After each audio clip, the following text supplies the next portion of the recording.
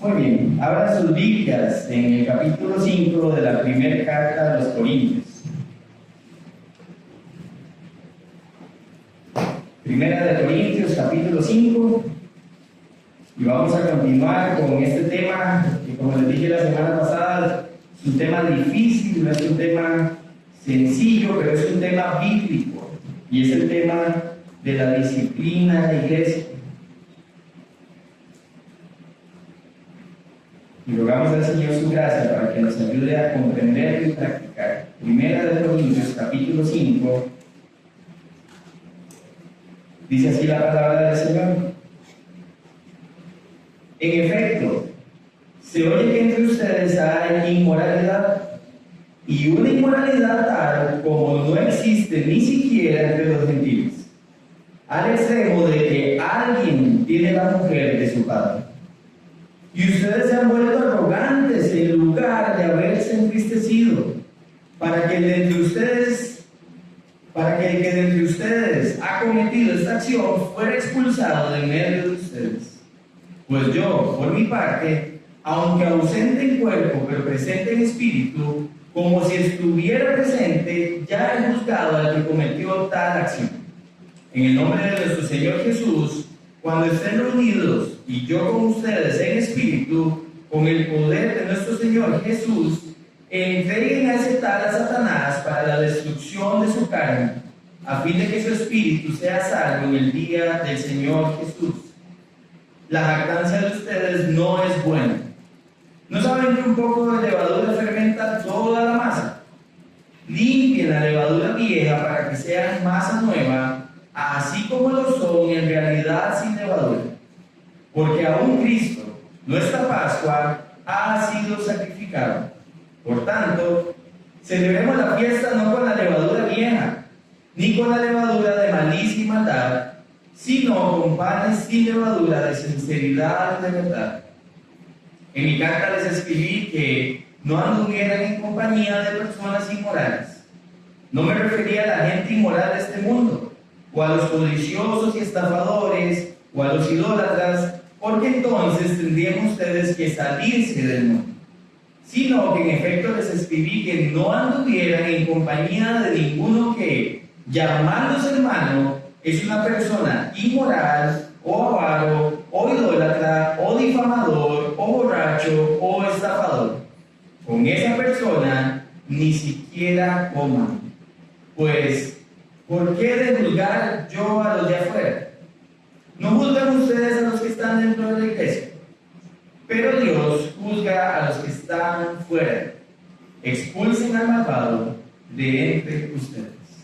Padre, queremos pedirte una vez más tu guía, tu dirección en el estudio de tu palabra. Señor, gracias porque la tenemos en el idioma de nuestro corazón, que podemos leerla, Señor, podemos escucharla con esta libertad, como nos decía Abraham. Padre, te rogamos que, por favor, disponga nuestros corazones a tu instrucción, que tu Espíritu Santo, Señor, pueda abrir nuestros ojos para ver lo que el texto en su contexto quiere comunicarnos, y que como iglesia, Señor, seamos obedientes a practicar tu palabra, Señor. Que seamos sabios al practicar tu palabra. Que todo esto lo hagamos en dependencia de ti, Señor, porque eres nuestro Señor, eres nuestro Creador. Nuestras vidas te pertenecen, Señor. Así que invítanos día a día a la obediencia, Señor, por el honor y por la gloria de tu nombre. Te pedimos todo esto en el nombre de Cristo Jesús. Amén y amén. Es común ver a muchas personas que padecen diabetes no atender la instrucción médica. ¿Conocen a alguien así? Bien, entonces, muchas personas que han sido diagnosticadas con diabetes, pasa lo siguiente: se les da una instrucción, se les da una medicación que no atienden, no la utilizan, y conforme pasa el tiempo no solo no utilizan la medicación, sino que tampoco dejan de comer dulce, no dejan de consumir azúcar. Y lo que pasa es que esa combinación de no seguir el tratamiento y de seguir consumiendo dulce bajo ciertas circunstancias puede llegar a generar a las personas problemas de circulación al punto tal que quizá hasta tengan que amputar sus piernas. Y la decisión ante una circunstancia de esas, de amputación, es con el propósito de que puedan salvar el resto del cuerpo y la vida de esa persona. Todo porque no siguió la instrucción, porque no se privó de hacer aquello que le habían dicho que le hacía mal a su cuerpo. Y el pasaje que tenemos hoy frente a nosotros, creo que nos ilustra una realidad similar. Nosotros como iglesia somos un cuerpo, somos el cuerpo de Cristo. Y como cuerpo, muchas veces las personas y los miembros que pertenecen a ese cuerpo saben que hay cosas que si siguen practicando se vuelven totalmente contraproducentes para su salud espiritual, al punto que muchas veces para mantener la pureza del cuerpo o para mantener el funcionamiento correcto del resto del cuerpo, hay que cortarlas y ponerlas a un lado. Porque para el Señor es importante que su cuerpo esté sano y al mismo tiempo es importante que todas las partes del cuerpo estén sanas. Y como vimos la semana pasada, el propósito de la disciplina eclesial no es juzgar, no es machacar al pecador, es restaurar al pecador. Y hay momentos que para que haya restauración, como en el caso de 1 Corintios 5, el pecador tiene que ser ¿qué? Expulsado de la comunidad. Y ya vamos a ver que nunca es como objetivo de que nosotros le pongamos el dedo acusador encima, sino de que por medio de esa acción bíblica, esta persona pueda ver lo que está perdiendo y pueda anhelar volver al Señor, a la comunión con el Señor y a la comunión también con sus hermanos. Por eso el propósito que tenemos esta mañana, familia, es aprender a tratar el pecado como Dios manda. Aprender a tratar el pecado como Dios manda, con dos propósitos. Uno, mantener la pureza de la iglesia, y dos, restaurar al pecador. Atender el pecado, aprender a tratar el pecado como Dios manda para mantener la pureza de la iglesia y para restaurar al pecador. Ahora, veamos rápidamente lo que ha sucedido hasta acá. Hasta el final del capítulo 4, lo que Pablo ha hecho es tratar con el pecado de los corintios a un nivel intelectual. Hemos visto que ellos realmente están envanecidos en sus razonamientos. Creen que el pensamiento de la época les da lo que necesitan para considerarse sabios. Pero cuando entramos al capítulo 5, ya no está señalando solamente su intelectualidad, ahora está literalmente atacando o presentando su pecado carnal y la forma en que lo están practicando. Y hay una realidad que tenemos que tener siempre presente, y es que el pecado practicado en un área, hermanos, nos hace más propensos a practicarlo en otras áreas. Voy a volver a repetir eso. El pecado practicado en un área nos hace más propensos a practicarlo en otras áreas. O sea, una persona que está pecando de manera intelectual, rápidamente podríamos ver esa manifestación también en una forma práctica. ¿Tiene sentido? Porque el pecado engendra pecado y tenemos que tener esa conciencia.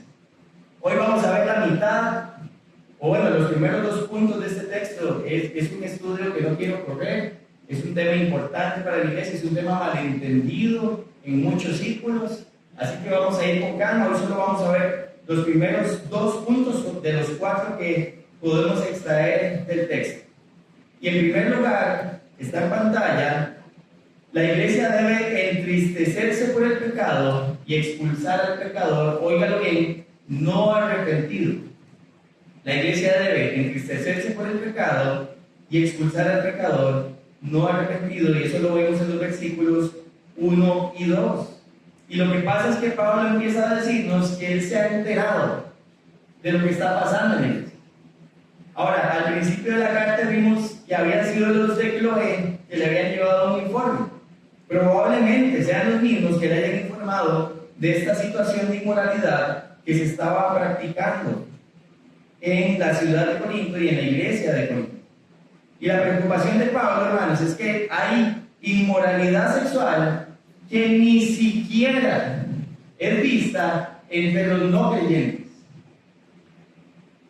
Tiene un buen motivo para estar preocupado, Pablo.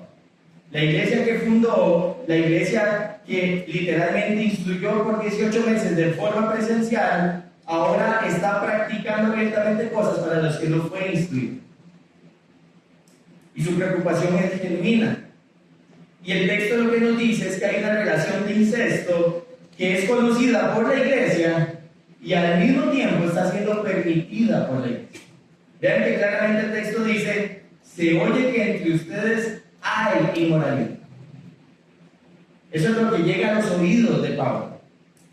Y claramente se lo está diciendo a toda la iglesia, no solamente se lo está diciendo al liderazgo. Esta carta iba a ser leída delante de toda la iglesia. Y esta relación de incesto, hermanos, es una relación entre el hombre que está siendo reprendido en el texto y aparentemente su madrastra. Vean que el texto claramente dice, alguien tiene la mujer de su padre. Y parece que este hombre se metió en una relación inmoral, totalmente ilícita, con la mujer de su padre. Ahora, por lo que el texto nos dice y por la reprensión que hace solamente al hombre, lo que podemos deducir a partir del texto es que el que era creyente era el hombre. Porque vean que la mujer en ningún momento recibe una sanción de parte de la iglesia. Y es muy probable que sea porque ella no era creyente. Y por eso la iglesia está atacando directamente el pecado de quién? Del creyente, el que está diciendo que es creyente. Y en este caso era el caballero que estaba metido en esta relación. Ahora, importante entender la palabra inmoralidad. Es una palabra que repetimos mucho, pero que a veces no nos tomamos el tiempo para analizarla. La palabra inmoralidad, hermanos, viene del griego que es porneia, así es como se pronuncia, porneia, y se traduce como cualquier comportamiento sexual fuera del matrimonio. Voy a repetir eso. Cualquier comportamiento sexual fuera del matrimonio, o dicho de otra forma, actos sexuales que son moralmente incorrectos a los ojos de Dios. Actos morales que son totalmente incorrectos delante de Dios, y eso también puede pasar con un matrimonio, dicho sea de paso. Si ustedes ven la palabra porneia, no suena muy familiar porque es la palabra de la que se deriva la palabra pornografía, que dicho sea de paso es inmoralidad sexual. Y una inmoralidad sexual muy común en estos días, muy avalada, muy permitida, aún por creyentes. Ahora, en el mundo de los días de Pablo, hermanos, había un enfoque un poco ambiguo con respecto a lo que es la inmoralidad. Lo curioso de los días de Pablo es que las leyes de alguna forma defendían y protegían el matrimonio. Pero lo interesante es que al mismo tiempo que protegían el matrimonio, las leyes permitían que tanto hombres como mujeres pudieran tener relaciones ilícitas con otras personas porque lo veían tan necesario como el pan y como el agua. Y lo interesante de esto es que no solo lo permitían, sino que decían, bueno, lo permitimos, entre tanto no socave la relación matrimonial. Vean qué ironía. Es permitido, entre tanto no socave la relación matrimonial. Y el espíritu de la época tenía esta ambigüedad. Por un lado, defendemos el matrimonio, pero ustedes necesitan eso, nada más procuren que no destruyan el matrimonio. No tiene ningún sentido. Bíblicamente es una aberrancia. Pero era lo que pasaba en la sociedad romana. Ahora, para efectos nuestros, lo importante es qué dice la Escritura con respecto a esto. Y la inmoralidad sexual en su manifestación de incesto, es pecado a los ojos de Dios. Voy a leer para ustedes Levítico 18, versículos 7 y 8, si lo quieren anotar como referencia. Dice Levítico 18, 7 y 8, no descubrirás la desnudez de tu padre o la desnudez de tu madre. Y dejen claro que está hablando de padre y madre. Ahora ve el versículo 8. Dice, es tu madre, no descubrirás su desnudez. Y versículo 8 dice, no descubrirás la desnudez de la mujer de tu padre. Es la desnudez de tu padre. O sea, por un lado pone al padre y la madre, y por otro lado pone a la que, a la esposa del padre. O sea, como poniéndolo en términos de una madrastra, en este caso. Y claramente el texto dice, no la vas a descubrir, es pecado contra Dios. Vean lo que dice Deuteronomio 22:30, que es otra referencia a este tipo de pecado. Ninguno tomará a la mujer de su padre para que no descubra lo que es de su padre. Es pecado. Dios lo llama pecado. Alguna persona dirá, no, pero es que eso está en la ley, ya no estamos bajo la ley. Lo que Dios dice que es pecado en la ley sigue siendo pecado para Dios. Porque Dios no es mutable. Lo que un día Él reveló como pecado sigue siéndolo para Él. Y nosotros deberíamos tenerlo en esa misma consideración. Vean si era irónico el pensamiento de los corintios, que el mismo orador romano, que se llamaba Cicerón, dijo que el incesto era prácticamente desconocido en la sociedad romana. Algunos incluso afirman que las leyes estaban en contra del incesto. Claro, sabemos que algunos emperadores lo practicaron, pero parece que la ley romana incluso tenía una protección para que este tipo de cosas no se ejercieran en la sociedad. Y lo más sorprendente del texto que tenemos enfrente es que los hebreos sabían que estaba mal por el testimonio de la escritura. Los romanos consideraban que era algo inconcebible, aunque no por el testimonio de la escritura, pero sí de su conciencia. Pero los corintios lo toleraban.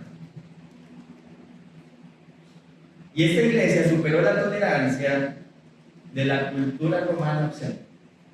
Ni los mismos romanos se atrevieron a tan bien por ello. Y lo que el texto nos dice, hermanos, es que la iglesia debe entristecerse por el pecado. Vean lo que dice el versículo 2: si ustedes se han vuelto arrogantes en lugar de haberse entristecido. Y lo que Pablo le está queriendo comunicar a la iglesia es: ustedes, en vez de estar con ese orgullo, creyendo que eso está bien y que ustedes tienen una alta tolerancia y un nivel espiritual más alto, que saben que esas cosas tal vez Dios no las condena tanto, dice que tuvieron que haberse entristecido, se tuvieron que haber dolido por lo que estaba pasando en el seno de la iglesia.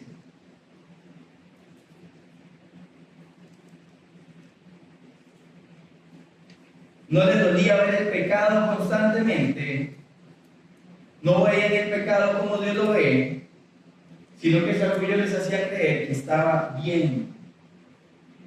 Y su orgullo les hacía creer, como más adelante dice el texto en el capítulo 6, que todas las cosas les eran lícitas. Y eso era lo que ellos creían que eran libres de hacer lo que querían. Pero lo que trae deshonra al nombre de Cristo, familia, no tiene que ser ni permitido ni practicado. Y eso es lo que creo que de alguna forma Pablo nos quiere comunicar. Lo que trae deshonra al nombre de Cristo no tiene que ser ni permitido y tampoco tiene que ser practicado.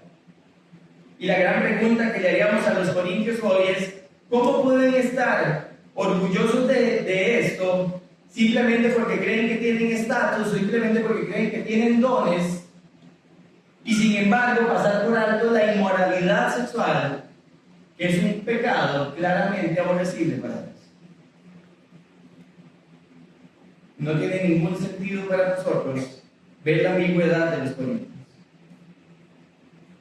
Y lo más triste de esta familia es que lo que dejan ver los hermanos de la iglesia de Corinto es que no dolerse por el pecado, no entristecerse por el pecado, es la mayor manifestación de orgullo espiritual.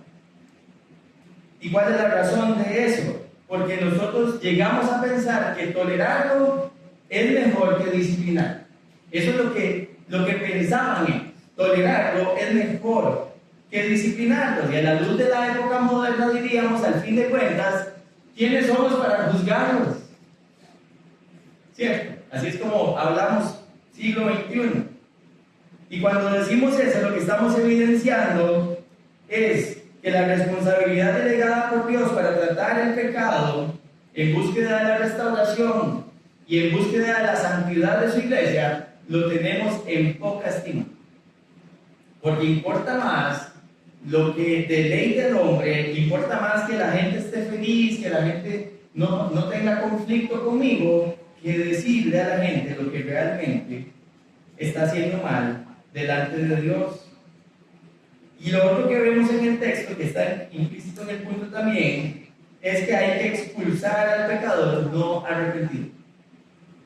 Y vean que claramente Pablo en la segunda parte del versículo 2 dice el propósito: para que el que de entre ustedes ha cometido esta acción, o sea, la inmoralidad sexual, fuera expulsado de medio de ustedes.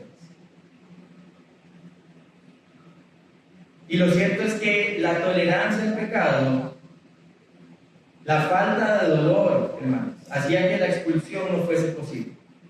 No les dolía ver el pecado constante, y esa era la tragedia que estaba viviendo la iglesia de Corinto. Y al mismo tiempo, Pablo lo que nos está comunicando es que el resultado de la tristeza y el dolor por el pecado no arrepentido debe culminar en expulsión.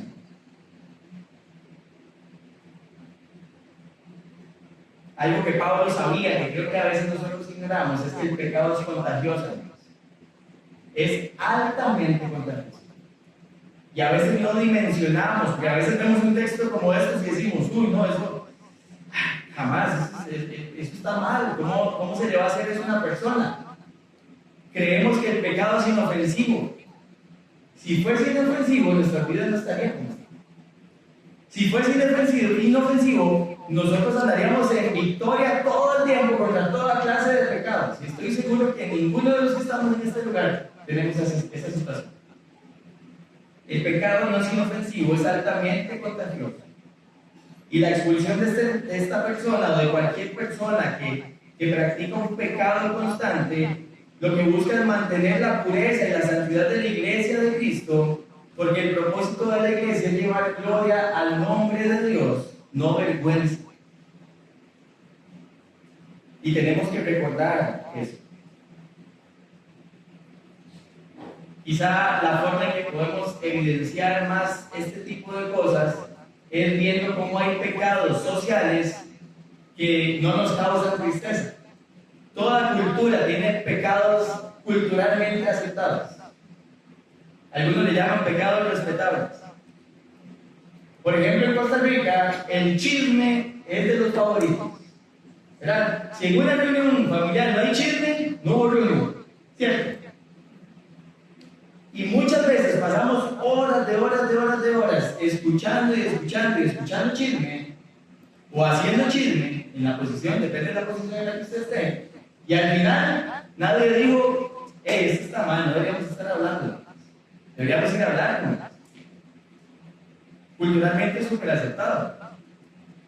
Yo creo que en otra ocasión lo he dicho, pero tenía una compañera de trabajo que llegaba a la mesa de almuerzo, ¿verdad? Ya cuando todo el mundo la veía venir, ya todo el mundo sabía que se iba a poner bueno eso, pero caía la última noticia, y ella llegaba a la mesa y siempre decía, vean, ustedes saben que a mí no me gusta el chisme, pero ¿cómo entretienen? Y empezaba su disertación de chisme.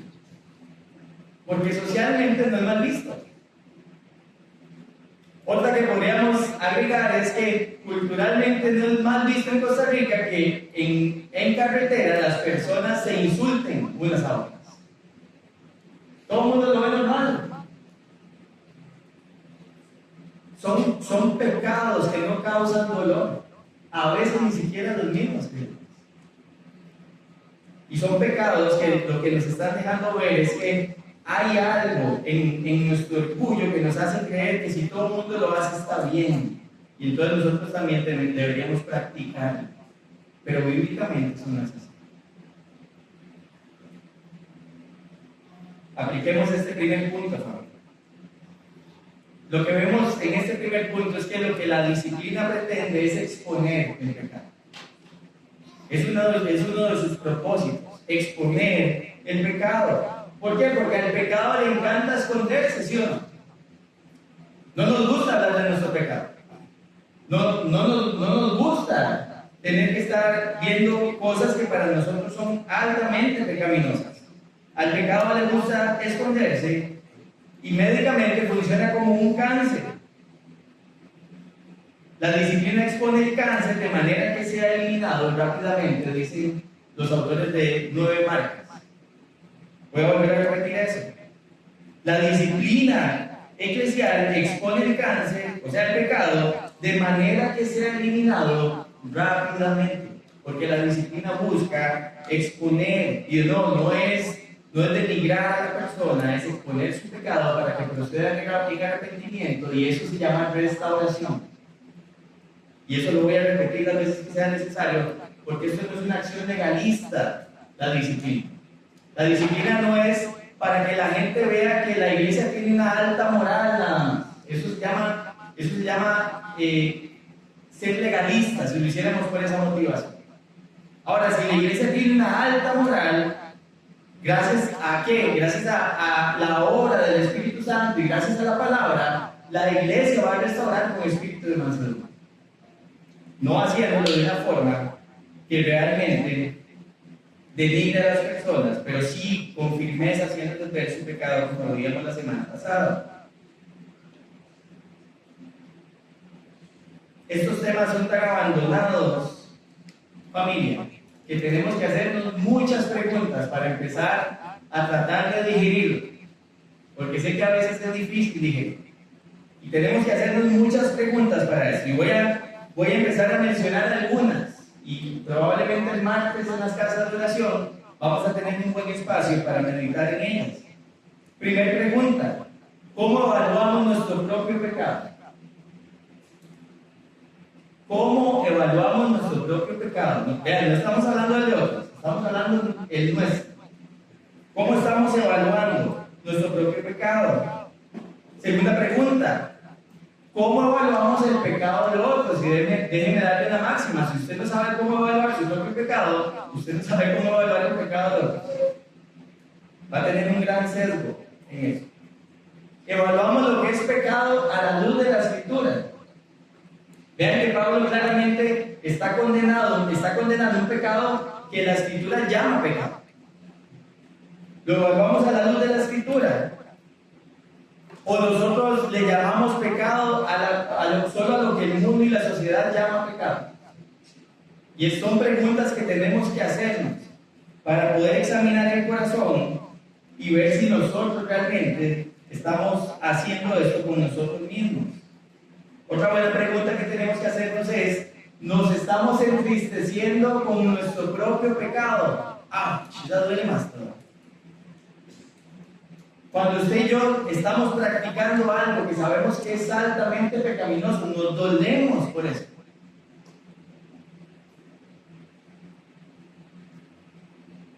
O en vez de nosotros dolernos por el pecado propio, nos reímos de él y decimos: es que Dios sabe que yo soy así. ¿Qué vamos a hacer?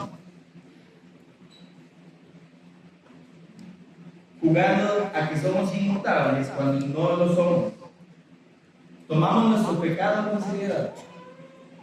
Realmente, cuando vemos que estamos actuando de una forma pecaminosa, nos paramos un momento y decimos: no, esto no puede seguir, esto tiene que cambiar. Y ahí viene la siguiente pregunta: ¿qué medidas tomamos para abandonar nuestro pecado? ¿Qué estamos haciendo conscientemente para dejar de practicar el pecado repetitivo en nuestras vidas? Otra pregunta todavía más honesta: ¿realmente estamos buscando abandonarlo? Y por supuesto, cuando vemos que hay un deseo de abandonar el pecado, pero no estamos encontrando la forma de abandonarlo por nuestros propios medios, la pregunta es: ¿estamos pidiendo ayuda cuando vemos que no lo estamos logrando? Cuando vemos que ya hemos intentado todo lo que en nuestro conocimiento y alcance estamos buscando a alguien maduro en la fe para para que nos ayude a ver bíblicamente cómo lidiar con esto. O lo normalizamos diciendo, todo el mundo pasa por esto, no es tan grave. Porque todo el mundo lo hace. Entonces, como todo el mundo lo hace, debe ser algo normal. Tiene que ser algo bueno, al fin de cuentas. Y tenemos que hacernos todas esas preguntas. Si realmente queremos aprender a lidiar el pecado como Dios nos invita a hacerlo. Otra pregunta, y perdón que sean tantas preguntas, pero es que esto es examinar el corazón. Otra pregunta que tenemos que hacernos es, si no estoy buscando ayuda y yo no estoy logrando salir, ¿por qué me da vergüenza rendir cuentas? Y esa palabra rendición de cuentas es una palabra, ¿verdad?, que tenemos ahí como satanizada también porque se oye fuerte. Pero rendir cuentas no es nada más que buscar ser pastoreados. Buscar el alimento en la escritura para poder salir de esa enfermedad espiritual que se llama pecado. Porque nos da vergüenza rendir cuentas. ¿Es porque nos sentimos controlados por otros o porque nos da vergüenza que otros sepan con qué estamos lidiando? Y sé que en algunos círculos esto podría ser un lío, porque sí, hay círculos donde seguramente se llega a contar su pecado y va, ay, qué bárbaro, no, ni me cuente eso, vaya, póngase a cuentas con Dios. Pero cuando estamos en el marco de una iglesia sana, donde hay pastores que están buscando pastorear a las ovejas, lo que agarramos es esta oveja herida o esta oveja enferma y la traemos a la par para poder ayudarle a ver qué es lo que está pasando en su corazón. Y darle el alimento de la escritura que necesita, ¿para qué? Para poder levantarse y seguir caminándose. No es una dependencia del pastor, es un pastoreo intencional que busco en una circunstancia específica de vida. Y todo buscando abandonar el pecado. Y la realidad, hermanos, es que si al final no estamos haciendo esto de buscar la ayuda, de rendir las cuentas, y si nos da miedo sentirnos juzgados o sentir miedo, sí, más bien, nos da miedo sentirnos juzgados y no nos da miedo seguir practicando el pecado, probablemente es porque tenemos más miedo del hombre que lo que tenemos temor de Dios. Porque una persona que por miedo a lo que los demás digan sigue practicando su pecado, lo que está diciendo es, no importa si no temo a Dios, que todos los demás siguen creyendo que yo estoy bien.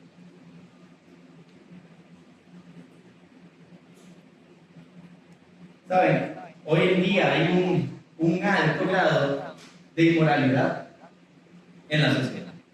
Y aún dentro de círculos eclesiales. Y se sabe claramente que se practica, y lo lamentable es que en la mayoría de los casos no se reprende. Ni siquiera comenzando por el primer paso que veíamos la semana pasada, decir, si tu hermano peca, ve y reprende las horas. Ni siquiera comenzando por ahí nos atrevemos a denunciar la inmoralidad. Y no solo la inmoralidad, realmente todo tipo de pecados que se practican abiertamente, que se practican constantemente sin un arrepentimiento genuino. Y la realidad, hermanos, es que una iglesia impura pronto va a ser una iglesia impotente. Porque una iglesia que está caminando en pecado no es una iglesia que pueda estar caminando en el poder de Dios. El Espíritu Santo se contrista, ¿no?, con el pecado. No hay poder de Dios en la vida de un creyente que está constantemente practicando el pecado. Y la tolerancia del pecado también, hermanos, y más el pecado no arrepentido, no solamente avergüenza el Evangelio, sino que también trae el detrimento del testimonio de la iglesia. Y eso es lo que hace deshonrar al Señor. Y no fuimos llamados a eso. ¿Saben? Las iglesias que empiezan a comprometerse con su Señor y empiezan a hablar de estas cosas, empiezan a ser juzgadas y a ser mal vistas. Yo conozco iglesias que muchos años antes que Familia de Fe ya tenían esta marca de ser una iglesia con disciplina eclesial y la practican. Y usted escucha a toda la gente que sale de ese lugar diciendo, es que allá somos los legalistas. No, es que allá no tienen misericordia. misericordia, ni amor de Dios. Y cuando usted realmente le toca entender un caso ante los pastores de esa iglesia y les toca escuchar de los pastores todo el proceso que llevaron, usted dice, no puedo ver más amor. No puedo ver más amor en estos hombres que hicieron todo lo que estuvo a su alcance para rescatar esa oveja. Y la oveja no quiso. Y tras de que no quiso, salió hablando mal de Dios. Y también hay casos donde las iglesias se equivocan. Como lo dije la semana pasada, no vamos a meter debajo de la alfombra que hombres imperfectos que tiene la iglesia y mujeres imperfectas que tiene la iglesia se equivocan y se pueden llegar a equivocar en la práctica de la disciplina cristiana. Pero eso no tiene que ser un temor para no practicar. Vean lo que dijo Robert Saucy, que es un escritor de un libro que se llama La Iglesia. La disciplina eclesiástica en todas sus formas era dada por la cabeza de la iglesia, o sea, Cristo, para la salud y el bienestar del pueblo. Evitar su práctica cuando es necesario por el bien de la reputación o lo que realmente es una falsa unidad, solo puede conducir a una vida de iglesia enferma y débil.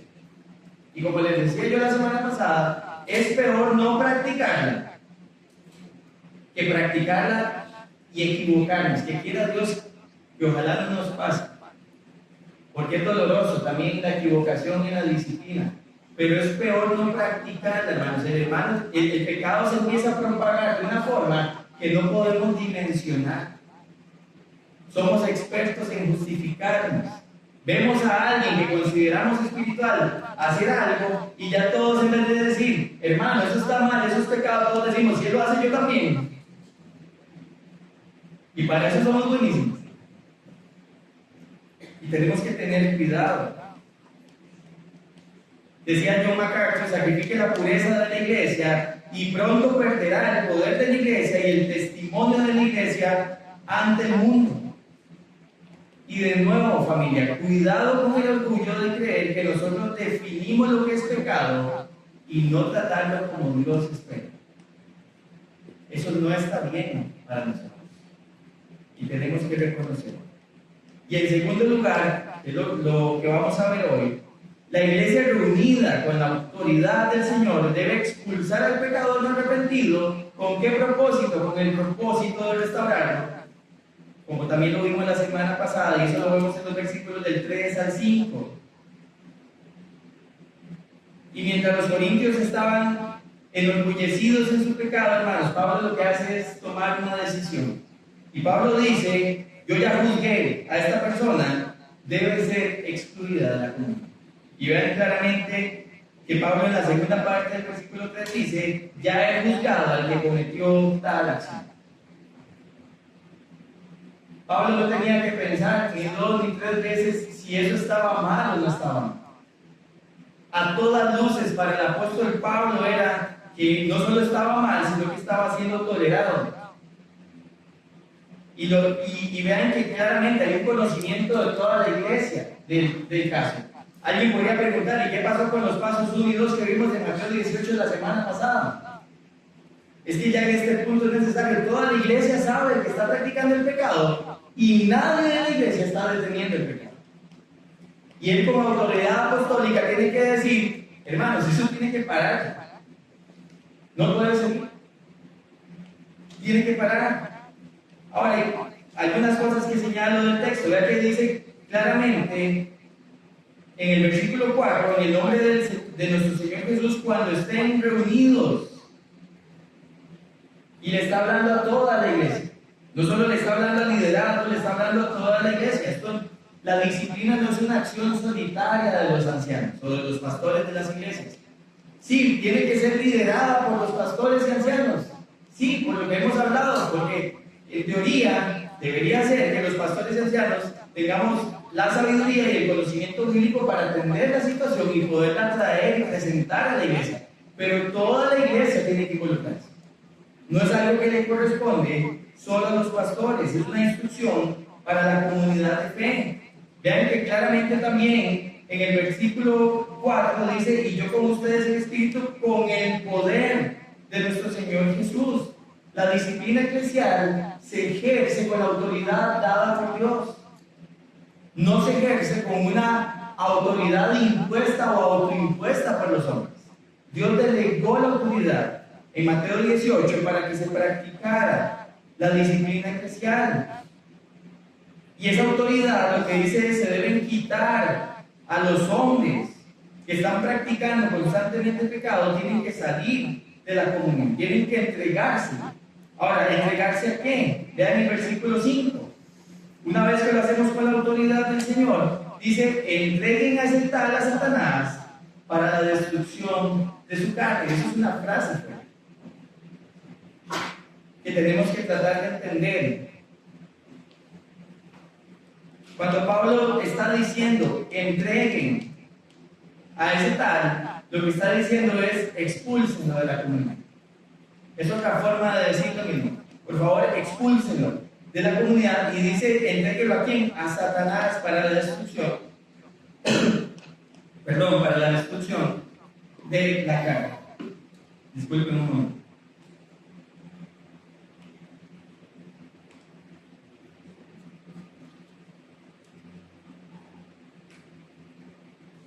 Ahora, ¿por qué es entregado a Satanás, hermanos? Cuando dice debe ser entregado a Satanás, podríamos ampliar eso y decir que tiene que ser entregado al reino de Satanás, que sabemos que es el príncipe de este mundo. Y cuando hablamos del reino de Satanás, ¿qué es el reino de Satanás? El mundo. Entonces, literalmente es: entreguen el tal a Satanás, es entréguelo al mundo, haciendo una diferenciación entre la iglesia y el mundo. Primer punto de esa explicación. Y vean que el objetivo de entregarlo, hay un propósito, dice para, ese es propósito, la destrucción de su carne. O sea, que él sea consciente de qué es lo que está batallando con su pecado y lo pueda abandonar, o sea, sea literalmente roto, destruido, quebrantado. Esa práctica pecaminosa que la persona está teniendo.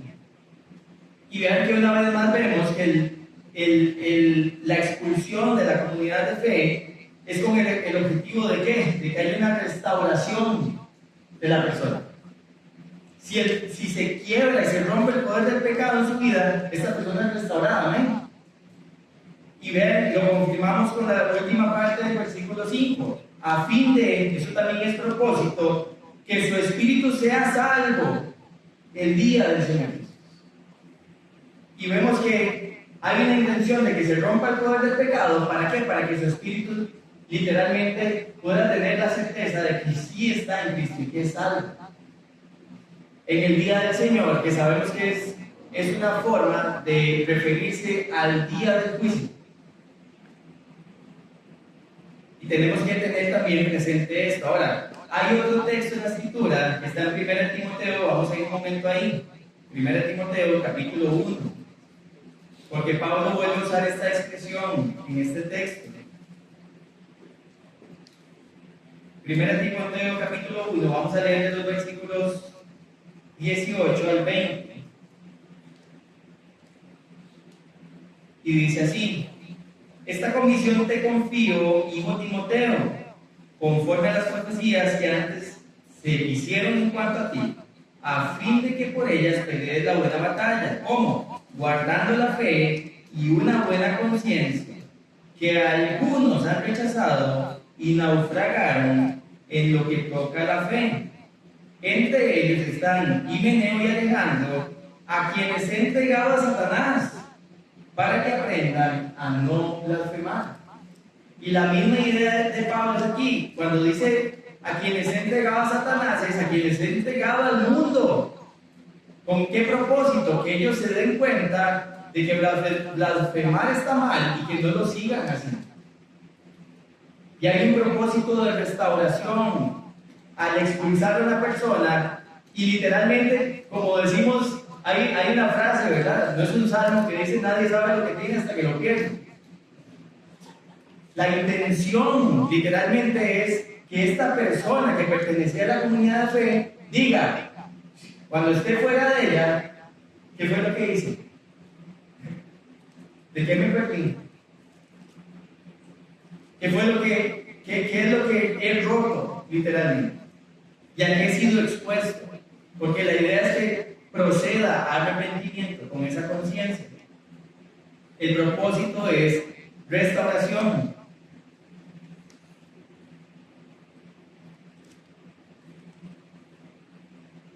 Y lo que vemos es en Pablo, hermanos, dos preocupaciones principalmente acá. En primer lugar, de nuevo, lo que busca Pablo es que la iglesia sea purificada, que no exista este pecado entre ella. ¿Para qué? Para que no lo siga practicando, como lo dijimos anteriormente, pero sobre todo también porque va en contra de la voluntad del Señor. Y lo que busca es que la iglesia se mantenga santa, como vimos en capítulo 1, a los santos, le escribe Pablo, ¿verdad?, que han sido santificados. Y necesitamos entender que el propósito de la santidad y el segundo propósito que vemos es que el individuo, la persona expulsada, descubra que pasa de una posición en la que cree tener un estatus a una posición donde ya no lo tiene dentro de la iglesia. Y el objetivo es que eso lo traiga de vuelta a la comunidad. Ahora déjenme anticiparme a un pensamiento muy humano, porque nosotros fácilmente podríamos decir: no, pero hay otras formas de hacer las cosas. Somos más sabios que Dios. Nosotros creemos que si Dios estableció una forma de disciplinar a sus hijos, creemos que tenemos una mejor. Tenemos que descansar en que Dios es sabio, que Él sabe qué es lo mejor para su iglesia y para sus hijos. Y no tenemos que empezar a pensar: tiene que haber otra forma, tiene que haber otra forma. Hay pecados tan graves, hermanos, que la solución inmediata es cortar de la comunidad, porque si no la infecta. La mayoría de casos, como les dije la semana pasada, no van a ser así, gracias al Señor por eso. La mayoría de casos es una reprensión a solas y se acabó el conflicto. La persona procede en arrepentimiento y sigue caminando en comunión con su Señor y con su familia de fe. Gloria al Señor por eso. La mayoría de casos son así. Pero hay casos así de graves donde se necesita tomar una decisión radical para erradicar el pecado.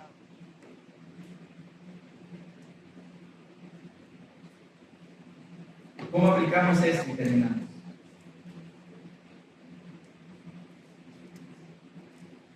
Cuando vemos una instrucción tan clara, iglesia, de que el propósito es restaurar al pecador, de que el propósito es mantener la pureza de la iglesia para con su Señor, y obviamente proteger al pueblo de Dios de que siga practicando ese mismo pecado u otros peores, lo que vemos nosotros, que estamos acá hoy presentes, es que hay una necesidad de ser miembros activos.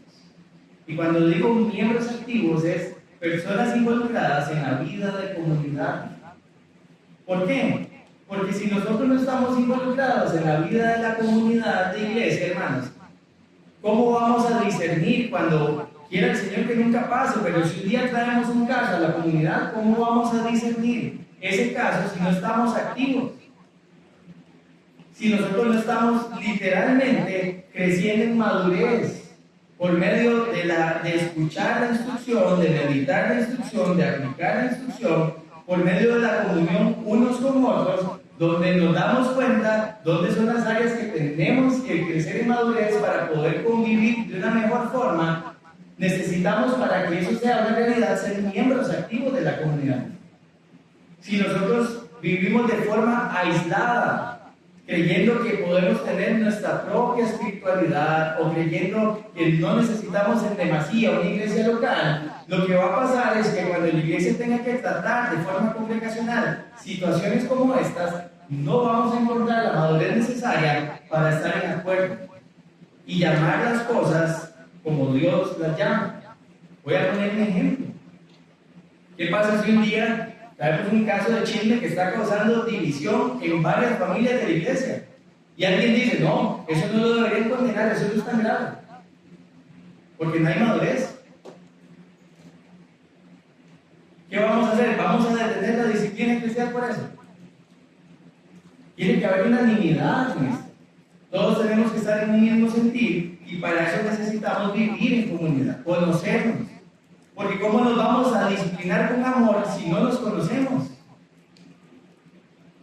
¿Qué pasa si yo le digo algo a Javi y no conozco a Javi? Javi arremete contra mí, de que nunca me hablas y cuando me hablas me venís a disciplinar. Para Javi sería más fácil Pero madre, que lo ponga ejemplo, Javi no está en pecado, hermanos. Para Javi sería más fácil, teniendo una relación conmigo, discernir la intención de que yo le amo y que lo que quiero es que él logre ver que lo que está practicando para que lo abandone por amor al Señor, no porque a mí se me antoja. La vida en comunidad es necesaria, es importante. Y necesitamos buscar las formas de seguir creciendo en esa unidad. Y con esto también, esta misma necesidad, hermano, nos deja ver otra cosa igual de importante. Si a nosotros no nos duele el no tener comunión entre nosotros como familia, algo está mal. Voy a repetir eso. Si no nos duele tener comunión como familia, algo está mal, porque fuimos creados para vivir en comunidad.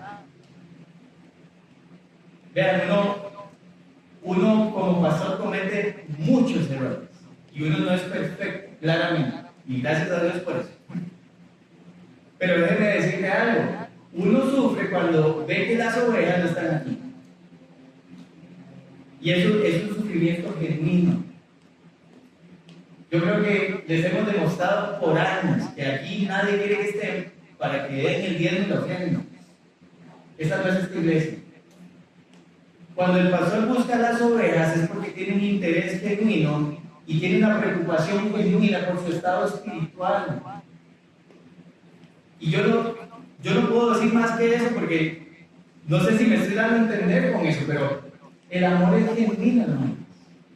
Cuando Dios te pone a pastorear una grey, tienes la intención de hacerlo, aunque vas a cometer muchos errores, pero de la mejor forma posible. Es lo que intenta hacer Don Mao, es lo que intenta hacer Don Dani, es lo que intento hacer yo, y lo que van a intentar hacer los que Dios añada como ancianos el día de mañana en la iglesia. Porque esta iglesia es llamada a cuidar, no es controlar, no es chequear, es ver cómo está el corazón, ver qué está pasando acá. Porque si algo está pasando acá, entonces sí, la comunión no va a hacer falta, sí, el pecado no lo vamos a poder ver, ni el nuestro ni el de los demás. Y como decimos, esto va a ser una comunidad paz y amor. Todo el mundo en su nota. Y la iglesia no fue diseñada para eso. Si hubiese sido diseñada para eso, no existiría la disciplina en sí. Y esa es la pregunta. Y repito los dos puntos, la próxima semana vamos a ver los dos restantes. La iglesia tiene que entristecerse por el pecado y expulsar al pecador no arrepentido con la autoridad reunida, con la autoridad del Señor, con el propósito de restaurar. Y si el Señor nos da vida la próxima semana, vamos a ver los últimos dos puntos de esta enseñanza. Oremos. Padre, gracias por tu palabra. Gracias porque nos dejas ver, Señor, la gravedad del pecado. Nos dejas ver, Señor, lo infectuoso que es, Señor, en la comunidad.